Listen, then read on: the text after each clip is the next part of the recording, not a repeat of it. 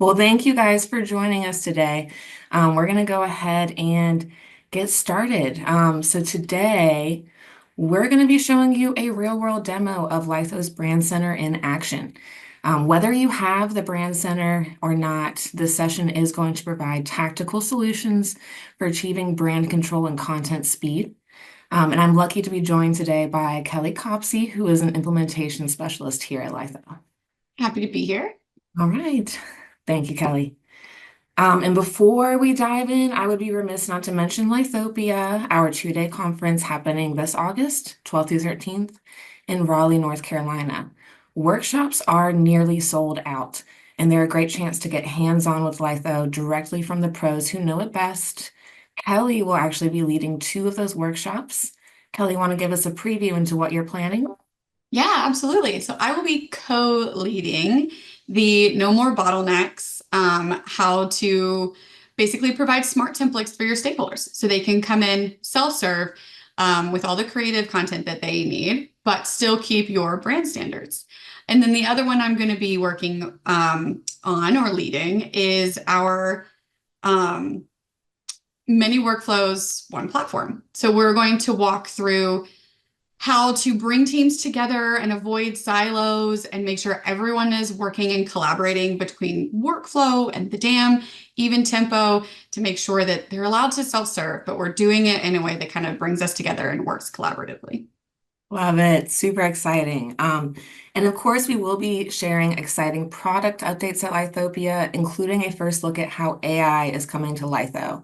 And spoiler alert, your brand center will play a big role in what's next. So the reason we are focusing on brands today is because it's more than a visual identity or a folder of assets. From the moment someone requests a new piece of content to how that content is created, reviewed, delivered, and reused, your brand should be present and consistent at every step. So let's start by resetting how we think about brand centers or brand guides. Kelly, I know you have a lot of experience onboarding customers to the brand center. What is the typical mindset when folks first get into this tool? Yeah, so they hear the name, right? It's called Brand Center. And so they come really ready to bring in their brand guides. And that is a great first step to get used to the platform. Love it. And that makes total sense. You still need a true brand guide. Would love to hear your perspective on some more creative use cases you've seen or even created yourself as a previous customer.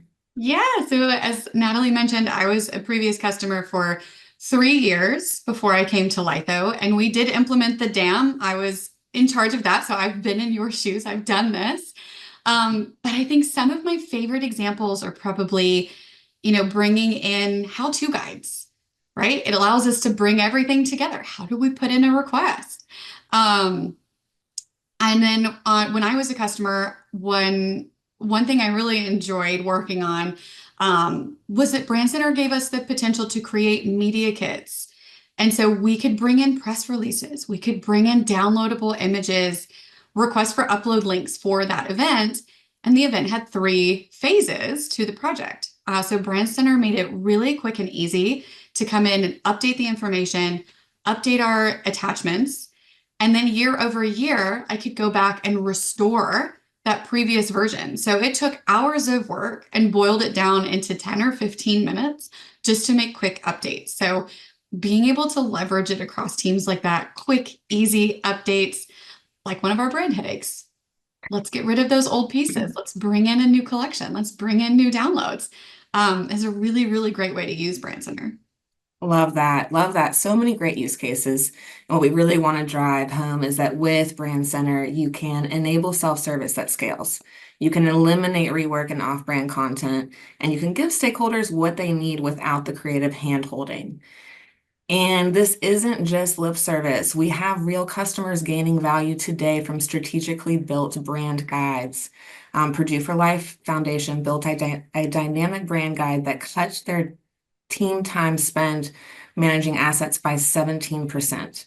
At Sheets, their team used Brand Center to cut repetitive requests by a whopping 98%. And Penn Entertainment transformed Brand Center into a sleek, easy to navigate internal comms hub that works across departments. So this is what happens when Brand Center shifts from passive storage to active enablement. And you'll see even more of that come to life in today's demo. So with that, I am going to pass the screen over to Kelly so that we can jump in and see how this magic works. And I do want to mention that as she's going through things, please feel free to pop any questions into that Q&A section, and do try to put them in the Q&A, not the chat.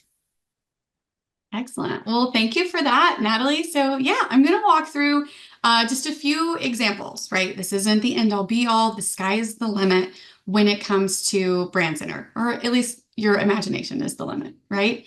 So I'm starting on our main splash screen when you log into your asset manager. And the reason for that is because I do want to quickly show that this global search will look for your brand guides as well. So easy place for your stakeholders to come in and what they find and find what they need without necessarily having to navigate across the entire platform. Or of course, they can use our navigation buttons or navigation bar to come directly into Brand Center. From here, as we're setting up our brand guides, we can tag them, we can make specific permissions. So like I mentioned, that press release, not everyone needed access to it, so I could permission it out to certain teams. So know that you can really make this specific to the teams that need it. I've also starred a handful that I know people are accessing regularly, things they need at their fingertips. But there is no limit on what you can do here. I love that star feature. That's one of my favorites. I have It's so seen it simple, used a but lot. Yeah. yes. Okay, so since it's normally what people start with, Brand Center, brand guide, I'm going to start there today, but just know that your Brand Center should be your control center for your creative operations. So coming into our Brand Aid brand guide, I can see right off the top that I have a really well organized table of contents over here on the left where I can come in and quickly navigate to what I need. But I want to make sure we're getting a really good idea of what we're able to do in here. So I'm going to talk about just a couple of different features we can drop in to make things easy for ourselves and easy for our stakeholders to self-serve. So I can see I've got a text box here where I've come in, I've added maybe my mission statement, I've dropped in my main logo, and I've even talked about my brand pillars and my voice. But if I keep going, I can see that I can add images with associated text on different use cases, or how am I supposed to use my logo here? I've even included specific downloads for people that need to come in and use our logo. So I've given them access to what they need while still controlling my branding guidelines. Now, one of my favorite things about this is with the permissioning capabilities, we could quickly and easily duplicate this so that we have a brand guide that's available for marketing and creative internal and external partners that has our wonderful vector files, right? Our EPS, PSDs, maybe some InDesign files. But we could then have a more accessible to our stakeholders brand guide that has JPEGs, PNGs, things they can open on a traditional computer without downloading something, coming to us and saying, I can't open this. So know that you can duplicate this quick and easy, making that self-service easy for our stakeholders and our external partners. So continuing on, one of my other really favorite things is these color swatches.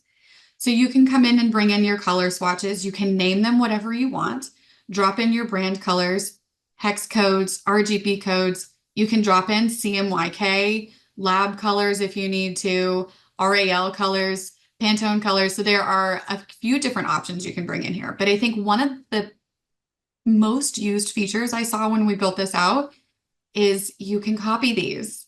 So if you do have external partners, someone's building a web page for you, they can come in and copy your colors over.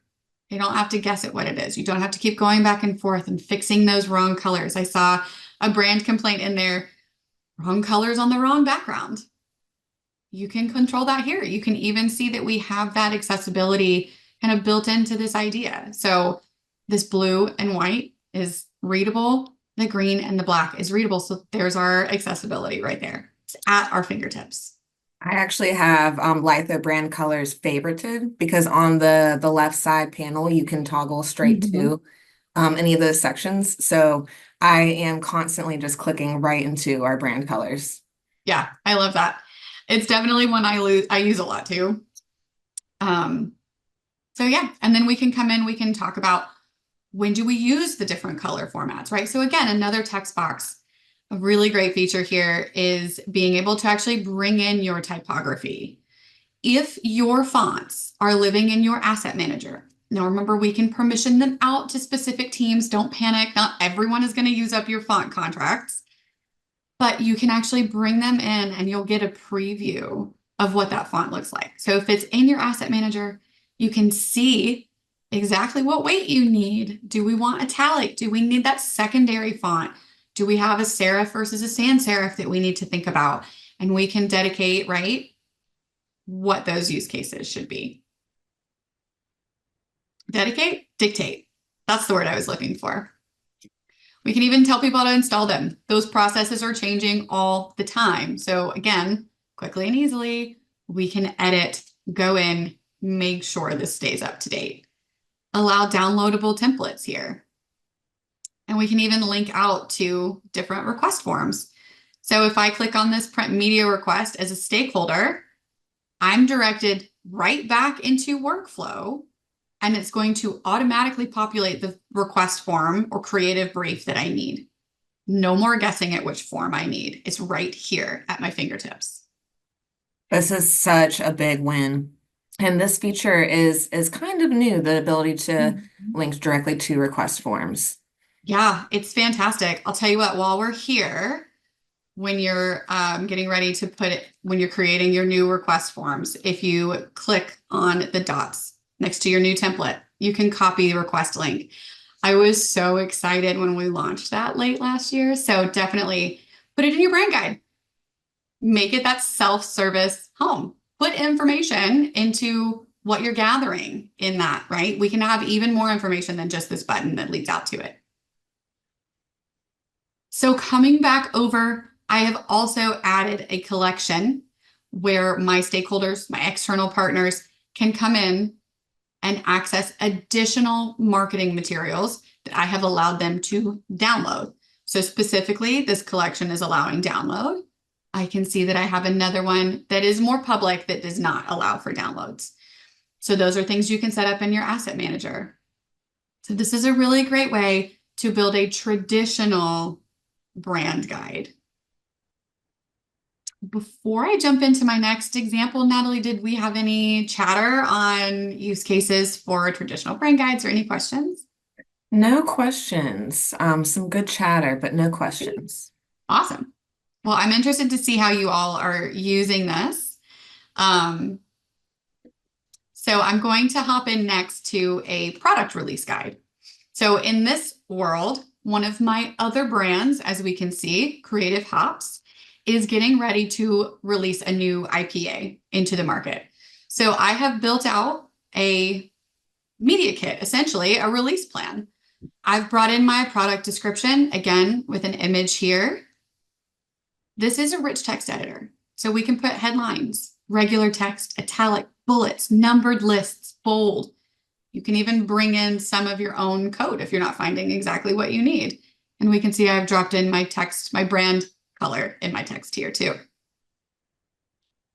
Continuing on down, I brought in a scrolling gallery. So these are the main images I'll be using in my marketing plans. And so I've allowed for those downloads as well. I've also, again, built out an entire section of marketing materials. And here I am scrolling and scrolling and scrolling, but you can click to go directly to what you need. I've taken the opportunity on top of loading in these creatives to let them know when they should be requested or when they should be used.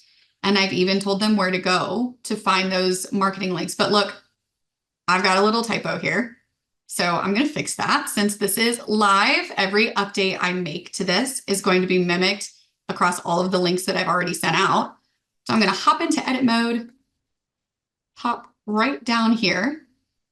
And let people think that I actually know how to spell. So I'm going to fix this. I could preview my changes. This is pretty quick. I don't really think I need to do that. So I'm going to go ahead and publish. It's going to ask me what I did. Fixed a typo. I like to put my initials, especially if I've got multiple admins, so I know who was working on this. And then I'm going to hit publish. Awesome. Now it says marketing, and everyone that has the link, everyone that has access, is now spelled correctly. I've even dropped in suggested post copy, who to tag, what hashtags we're doing. And I've said, hey, look, if you need additional sizes, maybe go build out a template. Because I don't know if you know this, Natalie, but you can actually link directly to our tempo templates. So we've looked at the request forms. We've got a product release request here for different, sell sheets that they might need, those table tents that we just looked at. But this social media template allows them to come in and grab pre-built branded designs to drop that post copy in. So I can grab descriptions here, see what my download types are like, but I can actually come in and create this publication too. So I'm going to spend a really short minute here just so that we can see how our stakeholders can continue to self-serve in the asset manager. So I can update body text. I can update my images. I can see here I've replaced my IPA. If it's a different launch, I can replace it with dictated images in this case, or we can give access to the whole asset manager. But I've also built in extra sizes.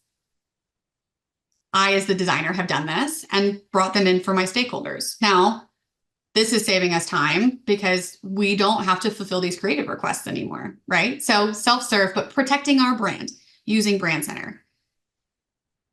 And I know some of you are thinking, okay, well, I don't have time to come in and create all of these templates. That's okay. We have just launched Tempo Creative Services where we can help you develop these designs, save you a little bit more time, but still continue to encourage those stakeholders to come in and self-serve. So reach out to your CSMs if that's something that you need or are interested in. But we're not here to talk about tempo, so I'm going to come back. I've dropped in some events here. Again, I can update these as events are added. I can even come in and request swag for those events. I can visit the Facebook event, invite people out, share that with my network. But I've also dropped in a request for upload link. And so now it's pre-tagged with the IPA launch. It's permissioned out to the marketing and events team so they can distribute those photos as they're meant to be distributed. So lots of really amazing things we can do in a space like this. So is there anyone else that's using brand guides for products, for release launches, anything like that? Yeah, I would love to hear I can't see the chat any from here. additional use cases in the chat. And Awesome. we do have a couple questions. Excellent. That's exciting. From an anonymous attendee, and I'm trying to figure out exactly what they're asking. Is it possible to make the image a button linked to a specific page? So in your image box, we can't link the image out to a specific page. So if we come in and update this, this is where it's going to go. There's not a ton of information. However, that's where this additional text box is going to come in handy because you could link out here. So if you wanted them to go to a collection or you wanted them to go to somewhere else, you could have that link, either link to a phrase in your text or the full URL. The buttons, however, would be a new section underneath that. So you could do that too. So you could have your image and then a quick button underneath if that's easier and you like that aesthetic better. So several options to make sure we're linking where we need to go. Oh, and then, sorry, we got one more question about Brand Center pop in. How quickly can you build out a Brand Center like this? Is there a limit to the number of Brand Centers you can create? I think this is a great question because Kelly did, in fact, build these. I did. Well, I can't say I took credit for everything. I did not. However, this particular release, I did come in and build this out. This whole form, finding the images, bringing in the text, thinking up post copy, which I was a designer in a previous life. Words do not come easily to me in this sense. This took me about 35 minutes to come in and build. So, and again, when I go to do my next product release, I can duplicate it You don't have to start over, and that's going to cut time down even more. Thanks, Kelly. And then we have another question from Sheena, that's not really about the brand center, but in the asset manager. Mhm. That so essentially, she wants the ability to make a live link in the details section of an asset. Um, and I believe, I would have to explore that for you, Sheena. So if you want to send that over to your CSM so our team can do a little bit more, I don't have a great answer for you in the moment. I have not tried. So let us explore that. So if you'll reach out to your CSM, we'll get that answer over to you outside of today's call. thanks, Kelly. Yeah, that's a great Um, question. all right, we've got a few more rolling in here. From Scott, can you create an email template that can be copy and pasted for distribution? Yeah, you absolutely could. My recommendation for that would to kind of have the image outline of what it needs to look like. And you could build in the code here or what needs to go in those different specific sections of your email for sure. As far as bringing in a template for an email using HTML, that would be a little bit different. So you probably would have that in whoever your email host provider is, and then build out that how to best practices. This goes in this email template in your brand center. All right. And then Doug asks, will there be any upcoming AI features to help with the brand development? And Doug, a lot of that is going to be unveiled at Lythopia. I can't give out any spoilers just yet. So you will get more information about that soon. Okay, and do you have to have the asset manager to use the brand center? And the answer to that is yes, you do need the asset manager, just because that's how you pull in assets to the brand center. Okay. Now you can also upload from your desktop. And this is a really great segue. So again, we just went through creating a product release, a potential media kit here. But as far as pulling assets in, you can also upload from your desktop. So as a customer, I built a handful of how-to guides and I did some video walkthroughs. And we all know videos can be pretty big, but I also didn't need everyone in the organization or even everyone in my department accessing those videos on a regular basis from the asset manager. So I came in and built one of these types of walkthroughs. So I'm going to open this how-to guide that I have in my brand center. While this one doesn't have videos, what I did is I came in, so I'm going to pop into edit mode, and I actually added a new block for my video. And because I didn't want it living in the asset manager full time, you're able to upload from your desktop here. And so it gives you even more flexibility into what are we housing here versus what are we making readily available. So if we have just those videos I want people to come in and look at here, but they don't need to be available to everyone everywhere else, I can drop it in. If there are specific use cases we saw in the brand guide that we had how not to use our logo images, we certainly don't want incorrect usage living in the asset manager. So uploading that from your desktop may be the better way to go so that those assets aren't finding their way into my brand aid collections. They're not finding their way into anyone's brand aid search, and there's no misused examples going out. So really great question. And while I'm here, we can see that I have added this block. But if I come back into view mode, this is what is still being seen until I hit publish. So that new block, any new information I'm putting in is auto-saved and I continue to work on it until I'm ready to publish it.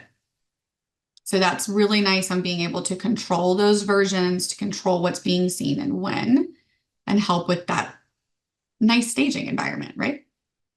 Absolutely. So for this, I've built a how-to guide for my stakeholders on how to submit a request. So how do you get there? Where do you go? How do you choose the right request form and hit submit? And then on top of that, how do you review those deliverables that you requested? So where do you go to find your reviews? And what are your best practices for submitting reviews, right? So this could be What does change and resubmit mean to your team? What does approved with changes mean to your team? What does approved as is mean? Those definitions can come in here, and I did heavily use that because we had very specific ways we wanted those statuses to be used in my past life.